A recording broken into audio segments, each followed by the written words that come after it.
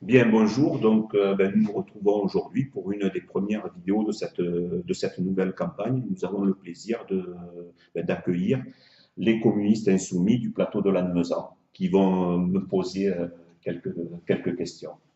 Eh bien, bonjour Philippe Jimenez, je me présente, je suis Jean-Claude De Vita, communiste insoumis du plateau de Lannemezan dans les Hautes-Pyrénées.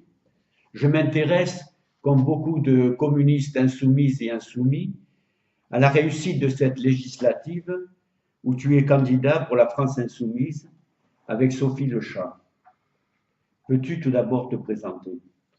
Donc, Philippe Ginanès, 54 ans, marié et père de deux filles qui sont en maternelle.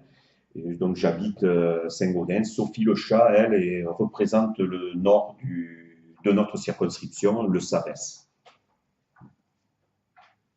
Pourquoi l'élection a-t-elle été invalidée?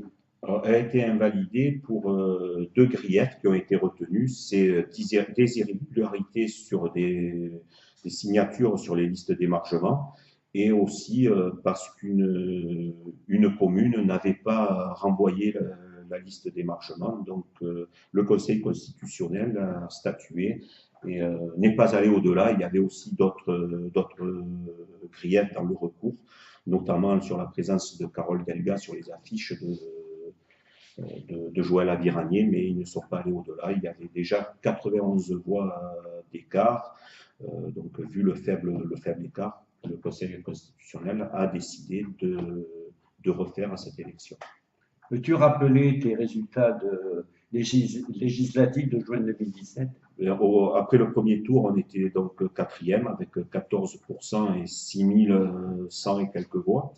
On était à 500 voix du Front National, à 1500 voix du Parti Socialiste. Le candidat LRM, enfin, En Marche, était au-delà des 30%. Pourquoi es-tu candidat de la France insoumise?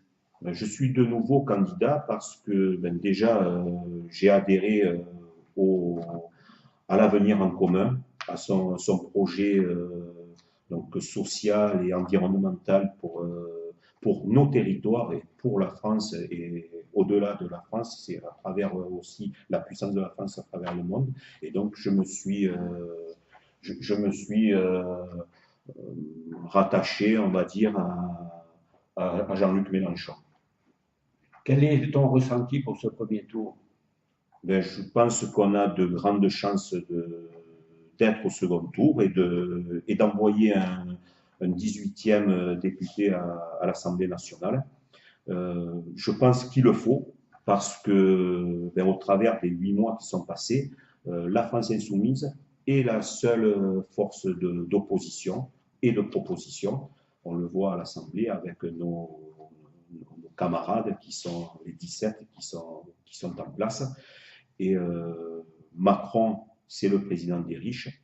À travers ses premières mesures, ses ordonnances, il est contre les travailleurs et il est vraiment pour les riches puisqu'il a mis en place il a supprimé l'ISF sur les actionnaires. C'est quand même la première fois que ça se produit. Il est contre les jeunes puisqu'il fait des mesures contre l'université. Voilà.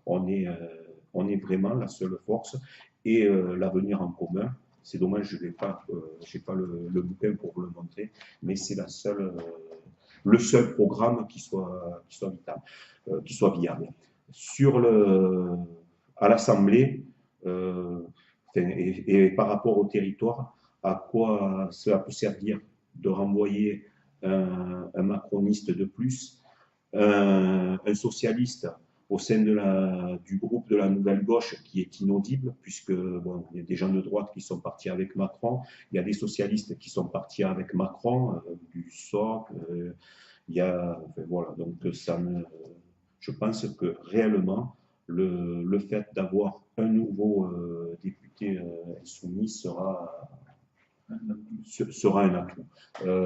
Après, il me reste à remercier aussi, puisque cette campagne elle est quand même très courte, mais il faut qu'elle soit vraiment intense et avec des moments forts. Donc nous en aurons avec la venue de François Ruffin dès samedi, là, qui vient rencontrer les agriculteurs, mais aussi avec son dynamisme, venir essayer de mettre en mouvement aussi nos forces vives, avec un match de foot et puis après une réunion publique, mais plutôt une concentration des insoumis de tout le territoire. Et je remercie la participation de tous les insoumis, vous, dans les Hautes-Pyrénées, mais aussi les insoumis de l'Ariège, avec notamment Michel Larive qui est venu lancer notre campagne.